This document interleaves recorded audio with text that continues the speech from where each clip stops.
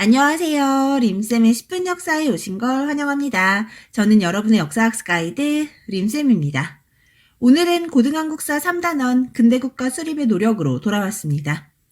이번 시간부터 근현대사가 시작되는데요. 이 근현대사는 고등한국사의 꽃이라고 볼 수 있습니다. 그만큼 디테일하고 중요한 내용들이 담겨 있으니까요. 좀 더 집중하셔서 따라오시기 바랍니다. 그럼 3-1 국제질서의 변동과 개항부터 시작해볼까요? 이 근현대사를 이해하기 위해선 이 시기 국제정세를 파악하는 게 상당히 중요합니다. 근대의 시작을 보통 19세기로 보는데요. 19세기 후반 서구 열강들 사이에서는 독점적 자본주의와 배타적이고 침략적인 민족주의가 대두됐습니다. 그리고 이러한 민족주의가 서양 우월주의로 이어졌고 서구 열강들은 이를 바탕으로 군사력을 동원해 약한 나라들을 식민지화하는 대외 팽창 정책을 추진했습니다. 이것이 바로 제국주의인데요. 이러한 제국주의의 바탕에는 사회 진화론이 있습니다. 사회 진화론이란 사회의 약육강식과 적자생존의 원리를 도입해 강한 나라가 약한 나라를 지배하는 걸 당연시 여긴 걸 말합니다. 이렇게 식민지 제국주의를 내세운 서구 열강들은 스멀스멀 자신들의 영역을 동아시아로 넓히기 시작했고요. 결국 우리의 옆나라 청과 일본이 먼저 서양의 문호를 개방했습니다. 이 중 청은 사실 영국과 18세기 중반부터 교역을 하고 있었는데요. 이때는 공행을 통해서만 무역을 할 수 있었기 때문에 영국은 청과의 무역에서 점점 적자가 심해졌습니다. 그러자 영국은 인도산 아편을 청에 밀수출하기 시작했습니다.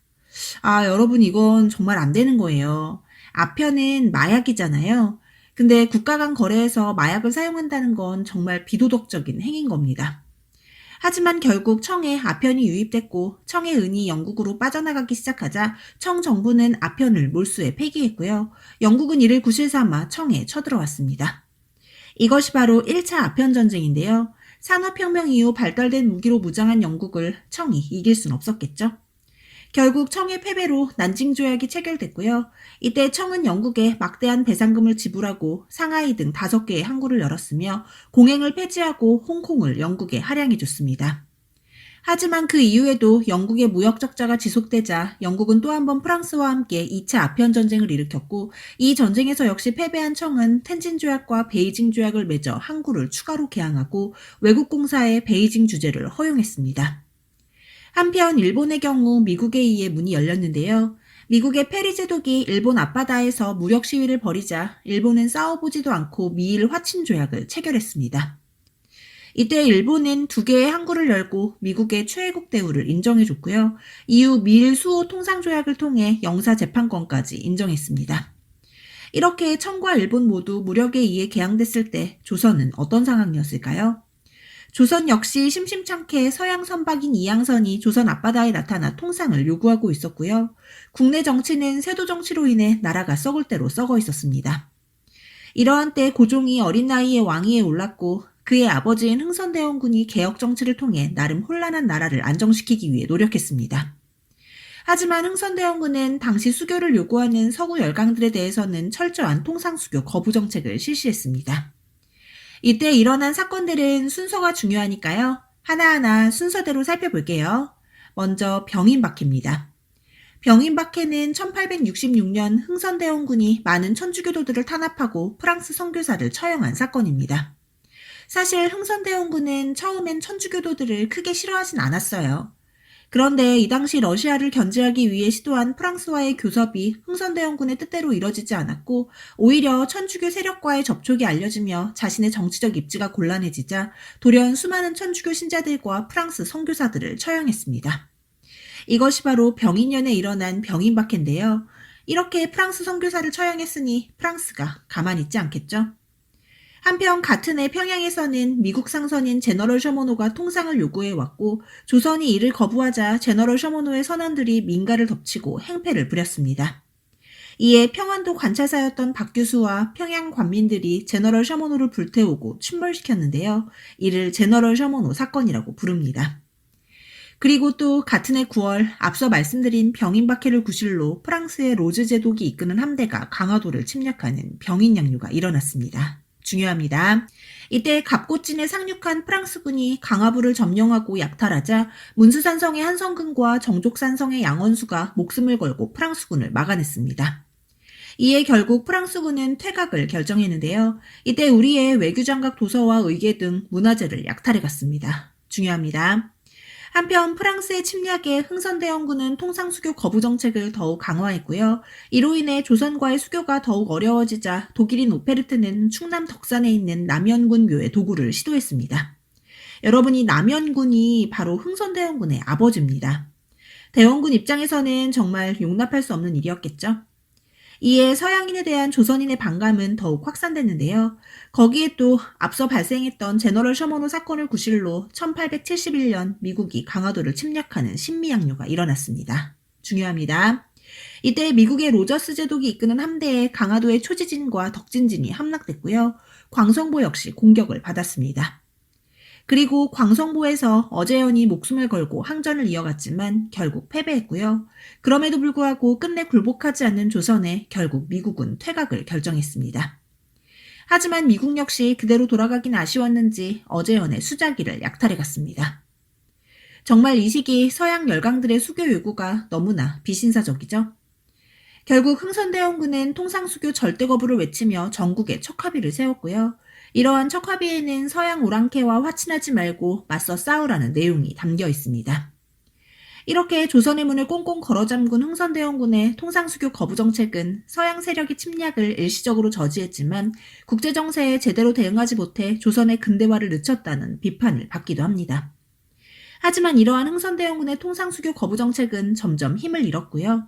우리도 청과 일본처럼 근대화 정책을 통해 문호를 개방하자는 통상개화론이 대두됐습니다. 확실히 우리와는 다르게 서양의 문을 연 청과 일본에서는 근대화 운동이 일어났는데요. 먼저 청에서는 근대화 운동인 양무운동이 일어났습니다. 양무운동은 이용장 등의 한인 관료들을 중심으로 일어난 운동으로 중체서용을 원칙으로 하고 있습니다. 중체서용이란 중국의 정체성은 유지하면서 서양의 문물을 받아들여 부국강병을 이루자는 뜻입니다. 이렇게 중체서용을 내세운 청은 서양의 군사기술을 수용하고 근대적 산업시설을 건립하는 등 근대화 운동을 추진합니다만 사실 큰 성과는 없었습니다. 한편 일본의 경우 미국과의 개항 이후 메이지 유신을 통해 천황 중심의 메이지 정부를 수립했는데요. 문명개화와 부국강병을 목표로 근대적 개혁을 추진한 일본은 서양의 문물뿐 아니라 제도까지 받아들였습니다. 특히 이와쿠라 사절단을 파견한 이후 근대시설을 도입하고 근대산업을 육성했을 뿐 아니라 신분제가 폐지되고 징병제가 실시됐으며 국민 의무교육이 도입되기 시작했습니다. 이렇게 급변을 택한 일본은 결국 일본 제국헌법을 공포하고 의회를 설립했으며 본격적인 대외 팽창 정책을 추진했습니다. 이렇게 옆나라 중국과 일본에서의 변화에 조선에서도 문호를 개방하자는 목소리가 대두됐고요. 이는 북학파의 영향을 받은 박규수와 오경석, 유홍기를 중심으로 시작됐습니다. 이 중 박규수는 북학파 실학자였던 박지원의 손자였고요. 역관이었던 오경석은 청으로부터 해국도지와 영환지략을 도입한 인물이었습니다.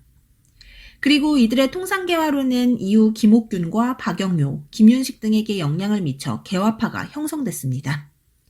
그리고 이렇게 개화를 주장한 목소리는 흥선대원군이 정계에서 물러난 후 더욱 힘을 얻었고요. 마침내 조선은 1876년 일본과의 강화도 조약을 통해 문호를 개방했습니다. 중요합니다. 이러한 강화도 조약은 일본이 일으킨 우뇨호 사건이 계기가 되어 체결됐는데요. 우뇨호 사건은 일본 군함인 우뇨호가 강화도 앞바다에서 폭격을 가하며 폭력적인 방법으로 통상을 요구한 사건입니다.